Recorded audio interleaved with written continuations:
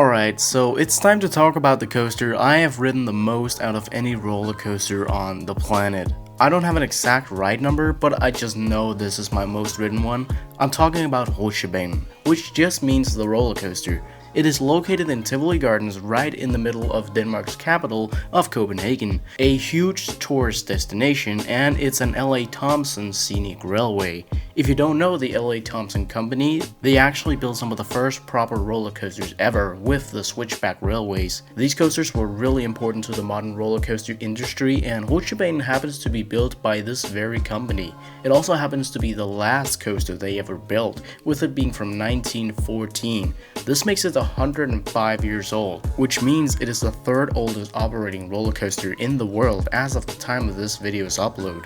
And even though it is that old, it actually still uses the same trains from back then, meaning it has brakemen. In case you don't know, a brakeman is a guy that rides with the train while he manually brakes doing the ride to make sure the train doesn't fall off the track. And I know you might think that upstuck wheels would usually make sure that the cars stay on the rails, and that's exactly what they do, but Rutschebanen does not have upstuck wheels. There are no wheels underneath the track, meaning that if it goes fast enough, it can fly off. That's why the brakemen are there. They are the final brakes, the hand brakes and the trim brakes. Something kind of funny is that the brakemen actually just sit in office chairs, and they're not strapped in either. They often tend to stand up either for fun or to do something goofy on the ride photo. I once sat right in front of the guy and he leaned over me backwards doing the photo, which takes place on a drop. The brakemen do sit in the middle of the train though, which is where the ride is the tamest. Also, if you think it's messed up that they don't have any restraints or seatbelts, neither did any of the other seats for over half of its lifetime. The restraints weren't added before, I think, the 70s. Speaking of the seats, the ride has place for 20 riders per train, excluding the brakeman. However, sometimes exceptions are made and people squeeze themselves in so that they sit 3 in one row. It's usually kids that do that. Getting into some of the stats, the coaster has a height of 39.4 feet, which is extremely short. The ride also has a length of 2,362.2 feet, which kind of proves or kind of shows how good this coaster is at keeping up its speed, while it also has a top speed of 37.3 miles an hour. However, that is not a completely confirmed speed, so that one is up for debate. Now, after all this clarification, we're finally going to get into the 7 categories in this review that will help us determine the ride's overall worth. In these categories, I will give a score up to 10, and all 7 will be combined to a final average at the end. The first category is your first encounter with this ride. It's all about first impressions. It's the appearance category. First of all, Rutschebanen is surrounded by a mountain. I'll get into the theme itself later, but the entire ride is just swallowed by this artificial mountain structure. It is gorgeous. The track itself fits in perfectly with the mountain too, and the buildings built into the mountain work really well. Some really old wooden coasters will often end up looking not so nice after a long time of operation, but Rutschebanen is an absolutely beautiful ride. It's definitely one of the prettiest roller coasters I've ever ridden. In fact, it looks great from pretty much any angle, and it also has one last bonus weapon, which is lighting in the dark. This ride's appearance gets boosted to 11 with its lighting and atmosphere in the dark. There's absolutely no doubt that this ride will get a 10 out of 10. It's great to look at, and the mountains make it stand out throughout the park, and there's literally nothing wrong with how it looks. Next up, we'll talk about intensity and the ride's G-forces. This ride is about 2 things, airtime and laterals. And to probably narrow the ride down, let's go over every relevant element starting with the first turnaround. Now, the coaster has a pretty fast cable lift hill, and that means that you already have some speed doing the first turn, where you will get some laterals. These aren't strong forces, but I still thought they were worth mentioning. Then you hit the first drop, and Rutschebanen's forces are extremely dependent on where on the train you're seated. As mentioned, the middle rows are pretty forceless and don't give any airtime anywhere. Every car is also very long, which results in big differences between rows. Basically what that means is that if you feel great airtime in the back row, it doesn't mean that you will feel pretty much the same in the second to back row. In fact, the difference can be huge between 2 rows right in front of each other. This is why I recommend only 2 rows for airtime, which are the very front row and the very back row, because on the very first drop you're going to be flying out of your seat in the very back row. However, in the second to back row, you'll hardly be flying at all. The difference is, as I said, huge, so don't ever ride in the second to back row and think, alright, so that's how the back is. So whenever I mention the back or the front from now on, I mean the very back and the very front. So anyway, the first drop gives great sustained airtime in the back.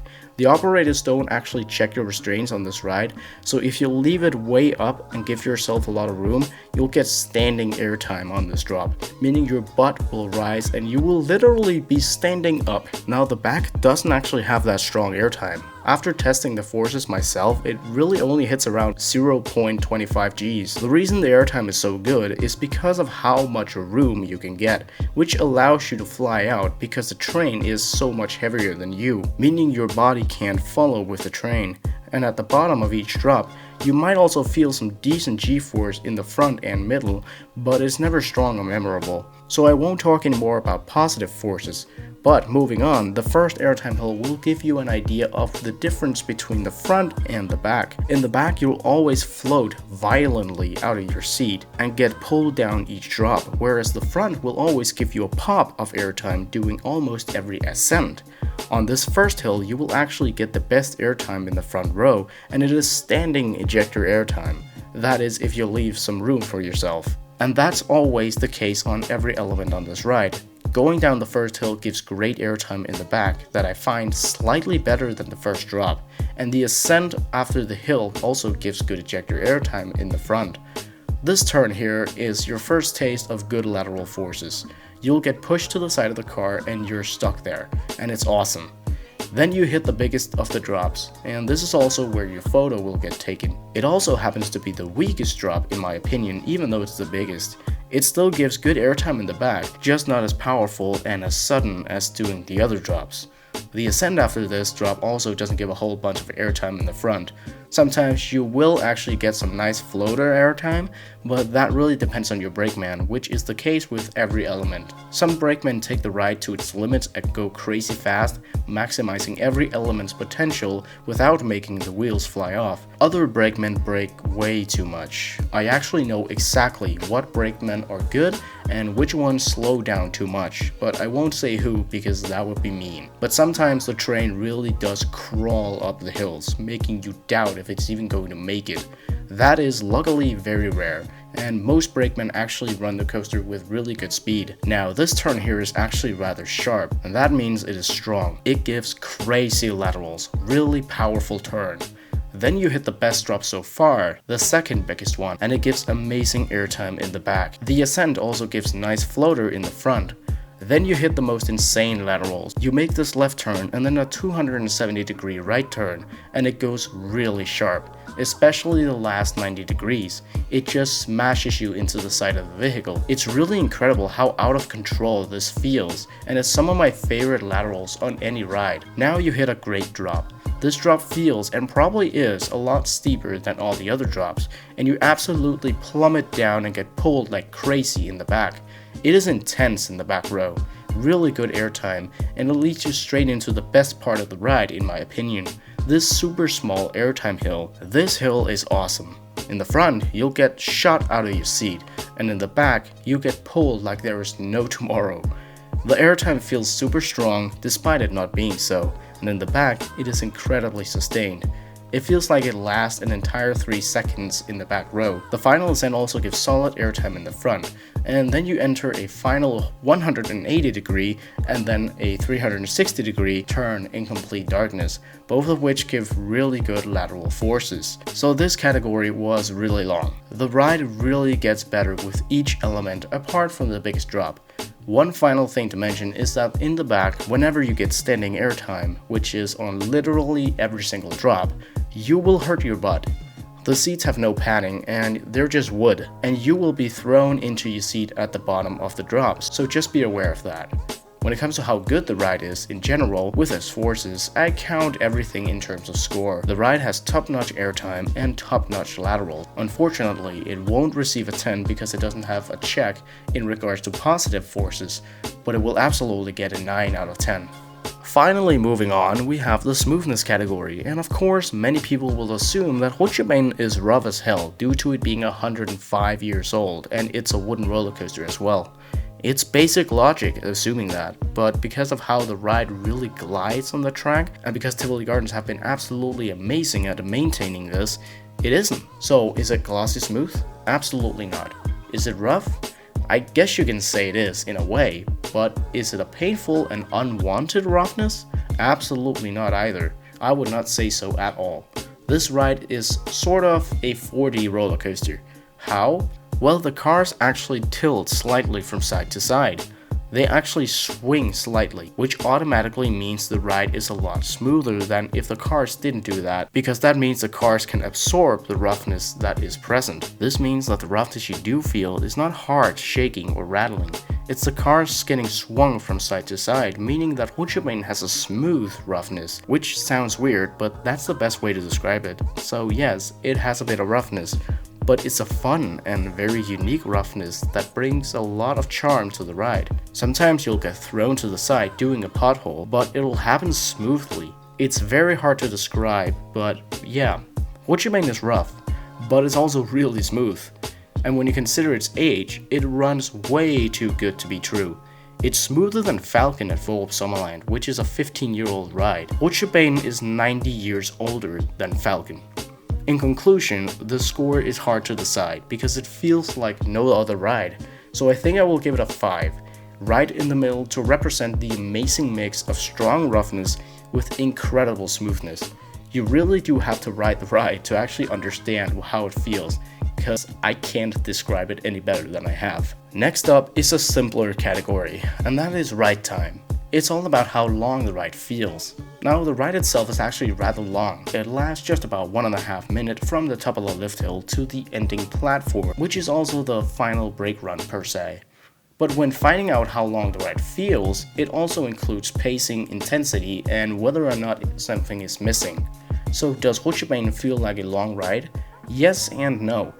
It is a long ride, yes, but for some reason it just doesn't feel as long as it really is, and I don't really know why. My guess is that it's because the turns between the drops feel like breaks, even though they have intensity, but I really do not know. So I think I'll give it a 7 out of 10. No real way to explain that, it just feels right. Now we've come to the theming category, and this ride very much excels here. Let's go back to the appearance, because when you look at Rutschebanen, you can see that the wooden structure literally is theming. The coaster is the mountain itself, and because of that factor alone, there is never one moment during the ride that doesn't have theming. But of course, the mountain structure itself isn't the only theming. The station has great theming as well, which adds to the theme of the Alps. It really creates a very cozy and classic feel, and when you actually ride the coaster itself, you'll also find detailed theming during the many turnarounds, straight runs, and drops. These can be in form of grass and animals, all from cows, goats, and even polar bears. I know polar bears have nothing to do with the Alps, but for some reason, it still fits in very well, so let's just skip over that geographical oopsie, considering their addition is actually amazing and some of the best theming on the ride. The tunnel they're in is like a beautiful ice cave, and some of the other tunnels are really complete too, and the ones that aren't are just 100% dark. That's primarily the ending, by the way. You don't see Jack for a good amount of time. For a Danish roller coaster, this is extraordinary. Actually, it would be amazing pretty much anywhere in the world. There's only one thing that's missing that could really complete the theming: audio. And that's exactly the issue with the entire park. There's no sound to add to the theming and atmosphere, and therefore I just can't give it a perfect 10, since it has always bothered me. It's literally the one thing that separates this ride's theming with the theming of Europa Park. so Rutschebanen gets a 9, but if it helps, it's a 9+. So now it's time to travel back 105 years, back to 1914 when this masterpiece originally opened. We'll be taking a look at Rutschebanen's originality and how unique and innovative this ride was when it opened. Now when it did open, the roller coaster industry was still in its very early age. No ride at this point was too intense because no coaster had upstuck wheels back then, and it was still very new. Now me and my friend Willis Byrne have talked about how Rutschebanen was very likely the best roller coaster in the world when it opened. First of all, it was hella smooth and ahead of its time in regards to track shaping compared to most coasters I know from that time. Valdemar Lebec, who was the designer of this coaster, could probably call this his masterpiece after the 4 coasters he designed. Another big innovation was its intensity. Most coasters at this point had all been relatively slow for safety reasons, but Valdemar Lebec managed to make drops and airtime hills in such a fashion that you could still fly out of your seat without the train flying off as well, if the brakes were used properly. Now that is how you do your physics homework when designing a roller coaster that actually is capable of flying off the track at too high speeds. Another big innovation was the theming. Now the theming that is here today is slightly different, but it did open with the big mountains. Building a coaster with this kind of structure was nothing short of original back then. It even became famous for it, and in fact this coaster's theming was the inspiration for Walt Disney's Matterhorn bobsleds. He himself actually visited the park and got the inspiration from this coaster. Quick thing to note is that the mountains were actually stripped down to just bare rockwork back in the day, and then the new mountains got added in 2014. Now I won't give Rutschebanen a perfect score because many of the ideas for the overall layout were still common back then already. The coaster just happened to take them to the next level, so I will give it a 9 out of 10. It's really hard to judge it in this category since comparing it to other coasters back then is not easy, but 9 feels just right. Finally, we have the most important category, the overall fun category. Having fun is the reason we ride roller coasters, so of course we have to look at how fun the ride is. Riding this coaster is always fun. However, it should be said that the ride is definitely a lot more fun in either the front or the back, and because that's where I almost always ride it, I will judge it from that. The coaster is a great mix of awesome forces, wonderful theming, and a classic feel that all go hand in hand in creating an amazing experience. From the amazing drops and hills to the beautiful mountains and polar bears, this ride gets an 8 out of 10. The reason I won't give it a 10 out of 10 is because I only give that to rides I laugh on throughout the entire layout, and also because I generally have more fun on a decent amount of other coasters. Though I have also ridden this my entire life, so I'm not blown away by it like many other people are, because this coaster has become such a part of my norm. But I can guarantee that if you sit in the right seat, you're going to have a hell of a time. Our 7 scores can now be combined to create a final average score, which lands on 8.1 out of 10. And when you consider this is the 3rd oldest operating coaster in the world, that is one incredibly good score. What can I say? This ride is great, and in my opinion it is the 2nd best ride in the entire park, just beaten by the ruthless Vertigo.